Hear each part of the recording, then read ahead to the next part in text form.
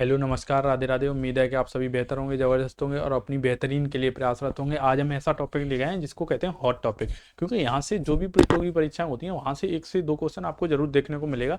तो स्किप नहीं करेंगे, लास्ट तक बने रहिएगा हमारे साथ। जो भी फैक्ट वगैरह हैं इसमें सारे कवर होंगे। आपको थोड़ा बोरिंग तो लगेगा आपको, ऐसा टॉपिक है, पर इससे 1 से 2 क्वेश्चन आपको जरूर पूछे जाते हैं। मैंने लास्ट में इसमें कुछ एमसीक्यू वगैरह भी रखे हैं जो एमसीक्यू विभिन्न परीक्षाओं में पूछे गए हैं। तो मैंने एमसीक्यू भी लास्ट में कराए हैं, तो आप लोग लास्ट तक बने रहिएगा। चैनल को सब्सक्राइब नहीं किया तो चैनल को सब्सक्राइब कर लें, अपने दोस्तों में भी शेयर करें जिससे हमको मोटिवेशन मिल सके। लास्ट तक बने रहिए भाई। नौकरी पानी है तो अपने माँ बाप के सपने पूरे करने हैं, तो जुनून तो पालना पड़ेगा, कुछ मेहनत करनी पड़ेगी। कुछ चीज़ें ऐसी होती हैं जो आपको याद ही करनी पड़ेंगी, उसके लिए कोई ट्रिक वगैरह नहीं है।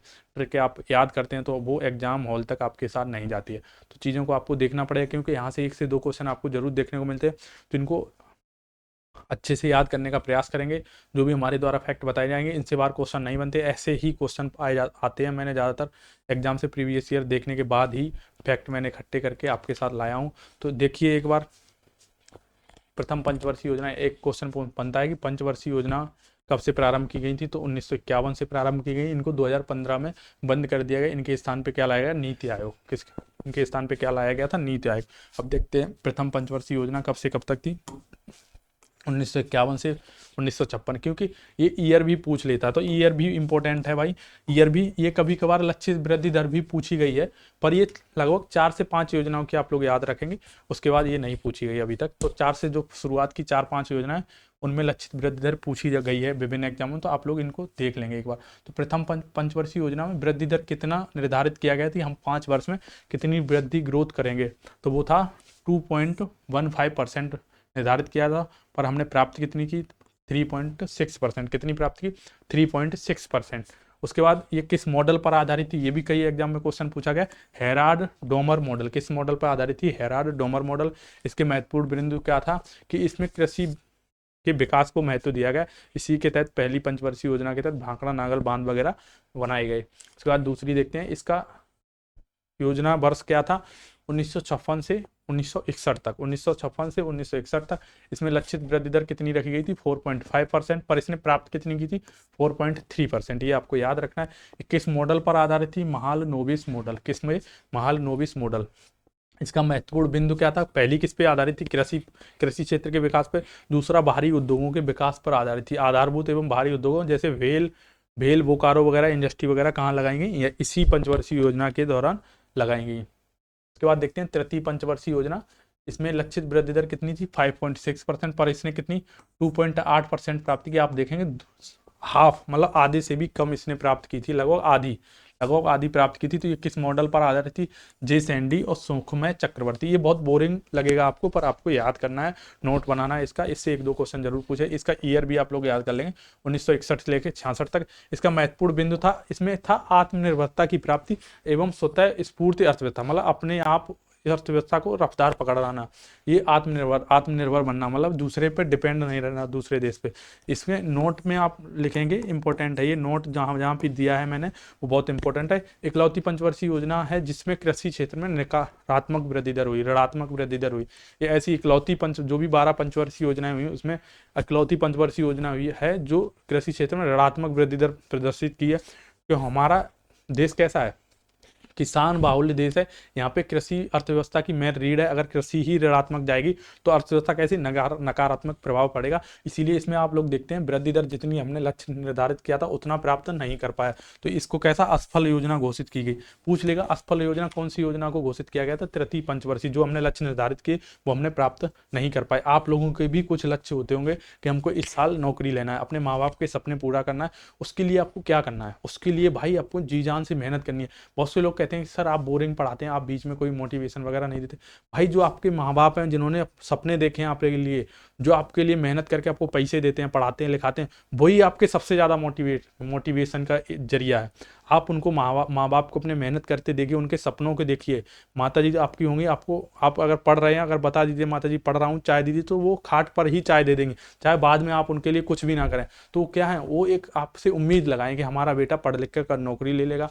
बहुत सी हमने माताएं ऐसे देखें जो अपने बेटों के लिए क्या, मंदिर में प्रार्थना करती रहती हैं घंटों भर कि हमारा बेटे की नौकरी लग जाए, हमारा बेटा की उन्नति हो। तो वो किस आपके लिए ही करती हैं। तो उनकी जो परीक्षा है, जो वो आपके लिए परीक्षा दे रही हैं विभिन्न जगह, वो जो गांव के अपने ताने सुन रही हैं, जो गांव वाले की लड़ाई सुन रही हैं, जो गांव वाले उनसे अपने माँ बाप को अपने सोचा अगर आपकी नौकरी नहीं लगी, आपके पड़ोसी की लग गई, जो पड़ोसी ताने देते कि इनका बेटा नकारा है, वही आपके मोटिवेशन का जरिया है। उन्हीं को देखिए कि उनको हमको जवाब देना है। क्या करना है? जवाब देना है। उनको जवाब कैसे मिलेगा? जब आप मेहनत करेंगे, नौकरी ले लेंगे, तो उनको स्वतः ही जवाब मिल जाएगा। वही लोग जो अभी आपको गाली देते हैं वो बदल जाएंगे, वो आपको रिश्तेदार बताने लगेंगे। तो ये है मोटिवेशन का जरिए। मोटिवेशन नहीं कि आपको ढूंस दे कोई मोटिवेशन ज़बरदस्ती। मोटिवेशन का जरिया आप खुद हैं, आपके माँ बाप हैं, उनकी परिस्थितियों को देखिए कि आप वो किन परिस्थितियों में आपको पढ़ा रहे हैं। तो वो मोटिवेशन, जो आपको टोन मारते हैं लोग, वो मोटिवेशन का जरिया बनाइए। उसको दिल पे ना लीजिए, उसको दिल पे लेके उसको मोटिवेशन का जरिया बनाइए। ये नहीं कि दिल पे लेके बैठे हैं, हाय राम अम्मा तैया जी हो गया हमारे साथ, ऐसा नहीं करना है। उसको मोटिवेशन लीजिए। अगर आपके, मैंने देखा टेस्ट में नंबर कम आ जाए तो उस दिन मुंह उतार के बैठे रहते, मुंह उदास करके, ऐसा नहीं। उसको मोटिवेशन लीजिए कि अगला हम टेस्ट देंगे, हम 14 दिन 15 दिन बहुत मेहनत करेंगे, उसके बाद हम टेस्ट देंगे, इससे अच्छे नंबर लेके आएंगे, सामने वाले से बेस्ट नंबर लेके आएंगे। ये मोटिवेशन का जरिया होना चाहिए। ये नहीं कि मुंह लटका गए हैं, 2 दिन तक पढ़ाई नहीं की, टेस्ट में नंबर, तो नहीं पढ़ाई करोगे तो क्या कर लोगे? दूसरा वाला वो और आपसे आगे निकल जाएगा। भाई ये है, टेस्ट कम से कम दीजिए, मतलब टेस्ट दीजिए। ये नहीं कि पूरे दिन टेस्ट ही दिए जा रहे हैं, 3-3 टेस्ट लगाए जा रहे हैं। यूपीएससी का भी एग्जाम है, मैंने देखा है बच्चे 2-2 दिन 2-2 3-3 टेस्ट लगाए जा रहे हैं। भाई आपके अगर नंबर कम आ रहे हैं, अगर आपके 130 प्लस नंबर है तो आप टेस्ट दीजिए। अगर आपके 130 से कम नंबर बने तो आप पढ़ाई पर ज़्यादा फोकस करिए। सप्ते में 1 से 2 टेस्ट लगा लीजिए, केवल 1 से 2 टेस्ट। उसमें भी आप ऑफलाइन टेस्ट लगाने का ज़्यादा प्रयास करिए। जो मैंने देखा है ऑनलाइन कोचिंगें जो चल रही हैं, वो ज़्यादा से ज़्यादा आपको चूतिया बना रही हैं, उल्टे सीधे क्वेश्चन वही फ्रेम कर रही हैं, उससे आप डिमोटिवेट हो रहे हैं। उनसे डिमोटिवेट होंगे तो आपकी पढ़ाई डिस्टर्ब होगी। आप ऑफलाइन टेस्ट लगाइए, ऑफलाइन को अच्छे से पढ़िए। और ये नहीं कि जो सीरीज चली, केवल ब्लूटूथ लगा के कान पे केवल उस सीरीज ही देखे जा रहे हैं, अपनी किताबों से कोई रिवीजन। अपने किताब को ज़्यादा टाइम दीजिए। वो सीरीज इसके लिए है कि जब आपका टाइम मन नहीं लग रहा, आप मान लो बोरिंग फील करें, तो आप वीडियो वो वाले देख लेंगे। तो ऐसा नहीं कि आप केवल जो आपने किताब, मैं ये नहीं कह रहा कि मेरा वीडियो देखो। अगर आपने पहले से पंचवर्षीय योजनाएं कहीं पढ़ रखी तो आप 5 से 5 मिनट में आप उसको रिवीजन कर लीजिए। अगर आप कहीं चलते फिरते हमारा वीडियो देखना तो देख लीजिए। अगर अच्छा लगे तो चैनल को सब्सक्राइब जरूर करें। मेरा प्रयास ये रहता है कि आपको कम समय में ज़्यादा चीज़ें प्रोवाइड कराएं, ना कि यहाँ आके आपको मोटिवेशन के चक्कर में 10 मिनट के वीडियो में 30 मिनट आपको लगा के चले जाएं। तो जो बच्चे कहते हैं ना बोरिंग लगते हैं, कि पढ़ाते हैं बस इधर उधर, कि पढ़ाना हमारा मकसद है, ना कि आपको चूतियापंथी करवाना। तो आप आगे देखिए, हमारा चतुर्थ पंचवर्षीय योजना है। स्पीड में देखते हुए चलेंगे। चतुर्थ पंचवर्षीय योजना क्या है? 1969 से 1974 तक है। ये कब से? 1969 से 1974, ये ईयर पूछ लेता है। इसमें अब चौथी पंचवर्षीय योजना से लक्षित वर्ष अब नहीं पूछा आज तक, पर एक बार हमने लिख दिए हैं, कहीं आगे एग्जाम में भविष्य में पूछ ले तो आप लोग एक नज़र इस पर जरूर दौड़ा लेंगे। इसमें लक्षित वृद्धि दर कितनी थी? 5.7%। प्राप्त वृद्धि दर कितनी थी? 3.3%। ये किस मॉडल पे आधारित थी? DR गॉडगिल। ये इंपॉर्टेंट है क्योंकि पांच पंचवर्षीय योजनाओं तक मॉडल पूछे गए हैं। उसके बाद महत्वपूर्ण बिंदु, इसमें महत्वपूर्ण बिंदु सारी पंचवर्षीय योजनाओं के इंपॉर्टेंट है, ये पूछे जाते हैं। इसमें था स्थिरता के साथ आत्मनिर्भर। स्थिरता मतलब स्थिर रहते हुए आत्मनिर्भरता की प्राप्त करना। ऐसा नहीं है कि हमने आज वृद्धि दर बहुत ज़्यादा कर ली, आज हमने 14 घंटे पढ़ लिया, कल हम 3 घंटे पढ़ के रोते हुए बैठे हैं कि हम 3 घंटे पढ़े। तो ऐसी पढ़ाई नहीं करनी है, एक स्थिरता के साथ पढ़ाई करनी है। ऐसा नहीं एक दिन 14 घंटे, एक दिन केवल 2 घंटे पढ़ लिए। उसकी वो भी यही पंचवर्षीय योजना बता रही है कि हमको स्थिरता के साथ आत्मनिर्भरता की तरफ जाना है। कैसी आत्मनिर्भरता की तरफ? कैसे जाना है? स्थिरता के साथ जाना है। पंचम पंचवर्षीय योजना 1974 से 78, ये कितनी? ओनली 4 वर्ष थी। जब पंचवर्षीय योजना कितनी है? 5 वर्ष तक। पंचवर्षीय का मतलब ये 5 वर्ष तक योजना है। कितनी थी? 4 वर्ष थी। इनकी लक्षित वृद्धि दर 4.4%। प्राप्त कितना किया इसने? 4.8%। किस मॉडल पे आधारित थी? डीपी धर मॉडल। डीपी धर मॉडल किस मॉडल पर आधारित थी? डीपी धर मॉडल। इसका उद्देश्य क्या था? निर्धनता उन्मूलन। इसमें क्या है? निर्धनता उन्मूलन है। छठी पंचवर्षीय योजना आएगी, उसमें बेरोजगारी उन्मूलन, सॉरी गरीबी उन्मूलन होगा। तो निर्धनता उन्मूलन किसमें दिया गया था? पंचम और एवं आत्मनिर्भरता। ये आप लोग याद रख लेंगे क्योंकि गरीबी उन्मूलन पूछेगा तो आपको छठी पंचवर्षीय योजना लगाना। इसमें निर्धनता उन्मूलन बताया, निर्धन जो व्यक्ति उनको उन्मूलन करना है और एवं आत्मनिर्भरता की प्राप्त करना। इसी के साथ एक इंपॉर्टेंट, बहुत ज़्यादा इंपॉर्टेंट फैक्ट है, क्योंकि ये पंचवर्षीय 5 वर्ष से पहले, 1 वर्ष पहले ही इसको बंद कर दिया गया, क्योंकि 1978 में मोरारजी देसाई जी की सरकार आ गई। पहली गैर कांग्रेसी सरकार को किसने बनाई थी? मोरारजी देसाई द्वारा। कब? 1978 में। 1978 में इन्होंने क्या किया? पंचवर्षीय योजनाओं को बंद कर दिया, उसकी जगह 1 वर्ष के लिए रोलिंग प्लान लाए। केवल ये कितने वर्ष रहते थे? 1 वर्ष ही। 1 वर्ष का प्लान बनाया जाता है कि 1 वर्ष में मुझे इतना लक्ष्य प्राप्त करना है। तो इन्होंने 1 वर्षीय प्लान लाए, इसी क्या कहा गया? Rolling plan. कब आया? 1978 में। किस पंचवर्षीय योजना के बाद आया? पंचवर्षीय योजना के बाद। ये ऐसे क्वेश्चन पूछा गया है। उसके बाद देखते हैं छठी पंचवर्षीय योजना कब से कब तक थी? 1980 से 85। देखते हैं आप 1980 के बाद जो भी गैर कांग्रेसी सरकार थी वो गिर गई। 1980 में दोबारा कांग्रेसी सरकार रही तो उसने दोबारा पंचवर्षीय योजनाएं प्रारंभ कर दी। तो इसने वृद्धि दर, यहाँ से वृद्धि दर नहीं पूछी गई है, पर एक बार आप लोग इस पर नजर दौड़ा लेंगे। 5.2%। इसने प्राप्त कितना किया? 5.7%। ये मॉडल पूछ लेगा किस मॉडल पर आधारित थी? आगत निर्गत मॉडल, क्योंकि ये 2-3 योजनाएं वो ज्यादातर आगत निर्गत मॉडल पर ही आधारित थी। उद्देश्य इसका बहुत इंपॉर्टेंट है, इसमें सबसे इंपॉर्टेंट उद्देश्य है, ये तीनों इंपॉर्टेंट नहीं है। गरीबी निवारण और रोजगार सृजन, इसका मुख्य उद्देश्य था गरीबी निवारण और रोजगार सृजन। किस पंचवर्षीय योजना का उद्देश्य था? छठी पंचवर्षीय। क्योंकि गरीबी हटाओ का नारा किसने दिया था? इंदिरा गांधी जी ने कब दिया था? इसी समय चुनाव में दिया था। उसके बाद 7वीं पंचवर्षीय योजना कब आई? 1985 से 90। 1985 से 90 इसमें वृद्धि दर 5 प्राप्त किसने की? इसने 6.2%। ये भी आगत निर्गत मॉडल का विस्तार ही था। जो आगत निर्गत मॉडल छठी पंचवर्षीय योजना में चलाएगा तो उसी का इसने विस्तार कर दिया।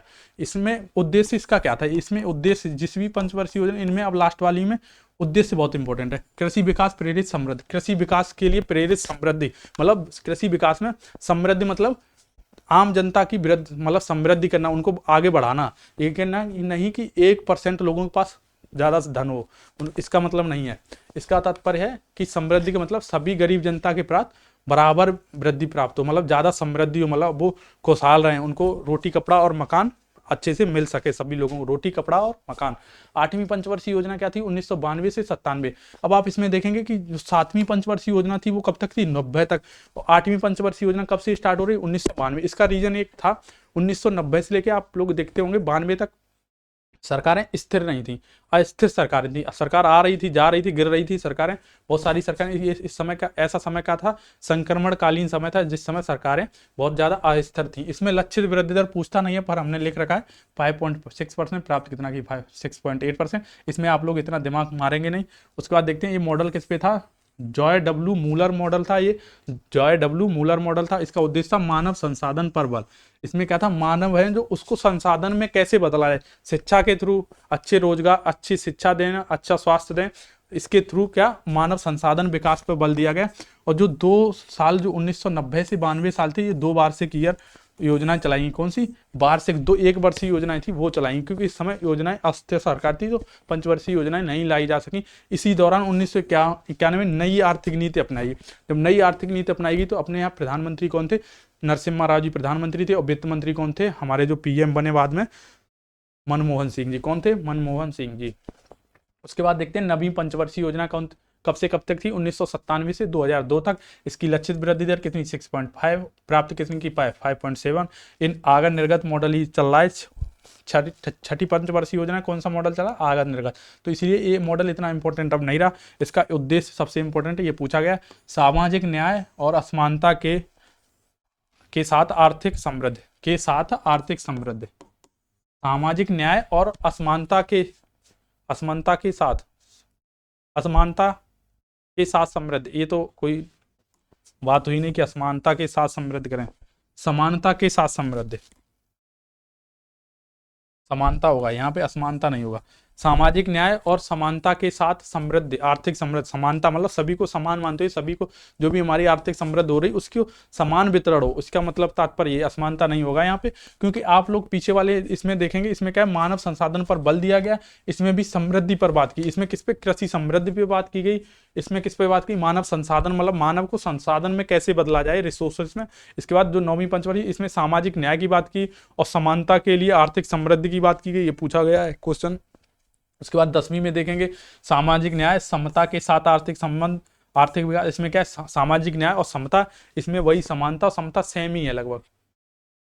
इसके बाद 10वीं पंचवर्षीय योजना देखेंगे कब से? 2002 से 2007। इसमें लक्षित वृद्धि दर पूछता नहीं है, पर एक बार आप लोग देख लें, 8%, 7.6%। मॉडल क्या था? व्यापक आगत निर्गत। इसमें व्यापक शब्द और जोड़ दिया गया। उसके बाद उद्देश्य इसका बहुत इंपॉर्टेंट है, सामाजिक न्याय, समानता के साथ आर्थिक समृद्धि। उसके बाद देखते हैं 11वीं पंचवर्षीय योजना कब से? 2007 से 2012। लास्ट वाली, ये दोनों इंपॉर्टेंट हैं, इनका ईयर भी आप लोगों को याद रखना है। 2007 से 2012। लक्षित वृद्धि दर कितनी थी? 9%। प्राप्त वृद्धि दर कितनी थी? 8%। उद्देश्य क्या था? तीव्र दर एवं आर्थिक समावेशी विकास। तीव्र दर के साथ समावेशी विकास करना है। किसका? समावेशी विकास करना। उसके बाद लास्ट हमारी पंचवर्षीय योजना है 2012 से 17, पर 2015 में ही क्या आ गया था इसकी जगह पे? नीति आयोग। 2015 में इसकी जगह क्या बना दिया गया था? नीति आयोग। पर ये पंचवर्षीय योजना पूरी हुई कब तक? 2017 तक। तो इसमें क्या लक्षित वृद्धि दर कितनी रखी गई थी? 8%। इसका कोई डाटा नहीं आया कितनी इसने प्राप्त की। इसमें त्वरित, सतत और अधिक समावेशी विकास। पीछे वाले में 11वें में समावेशी विकास है, इसमें त्वरित, सतत। सतत मतलब अभी की पीढ़ियों के लिए ऊर्जा, मतलब जो भी चीजें हैं उनको उपयोग करते हुए भविष्य की पीढ़ियों के लिए संरक्षित करना सतत विकास का मतलब होता है।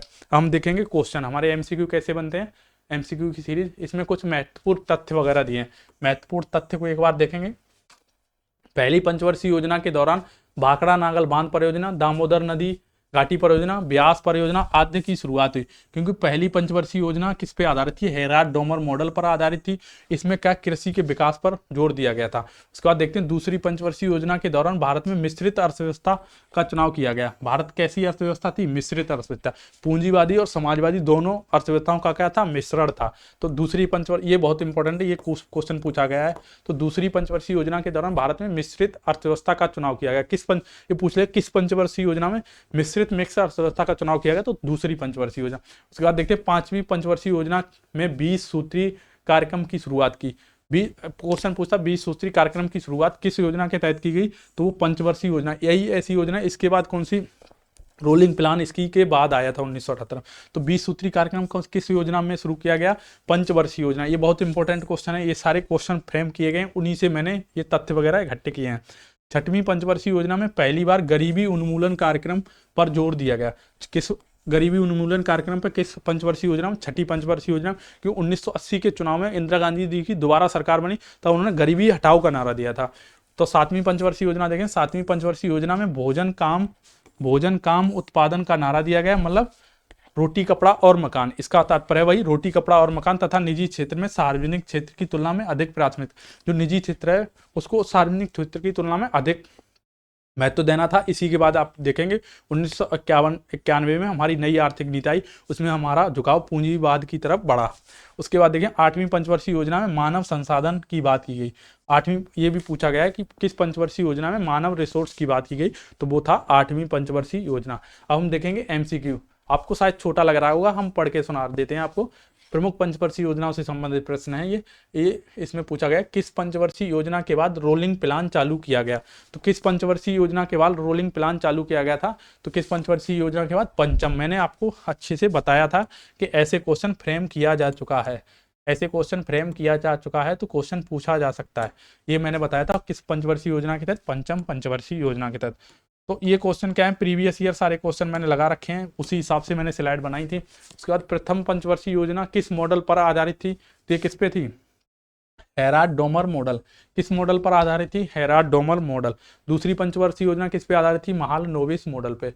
उस किस पंचवर्षीय योजना के दौरान भारत को मिश्रित अर्थव्यवस्था का चुनाव हुआ?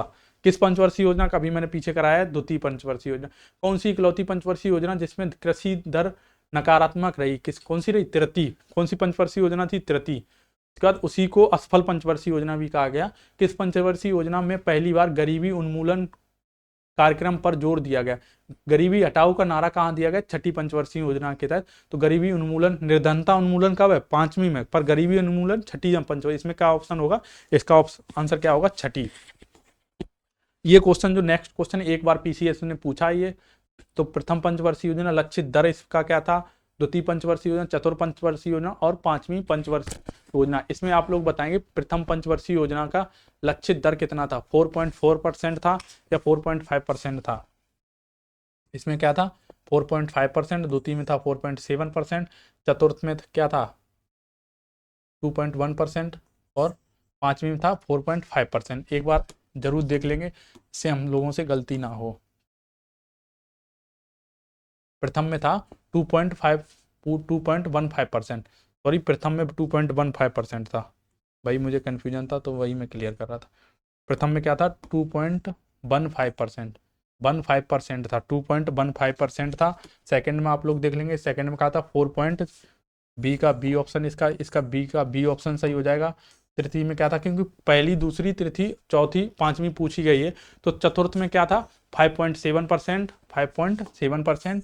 और 5वीं में 4.4% था। तृतीय पंचवर्षीय योजना कैसी थी? असफल योजना कही गई। आशा करता हूँ ये हमारी वीडियो सीरीज आपको अच्छी लगी हो तो यार चैनल को सब्सक्राइब करें, अपने दोस्तों में भी शेयर करें, और आप कमेंट में बता सकते हैं नेक्स्ट वीडियो आपको किस टॉपिक पे चाहिए। जय हिंद, जय भारत। अगर वीडियो अच्छी ना लगी हो तो यार कुछ भी कमेंट करके आप अपना सजेशन दे सकते हैं, और वीडियो को शेयर जरूर करें। जय हिंद, जय भारत।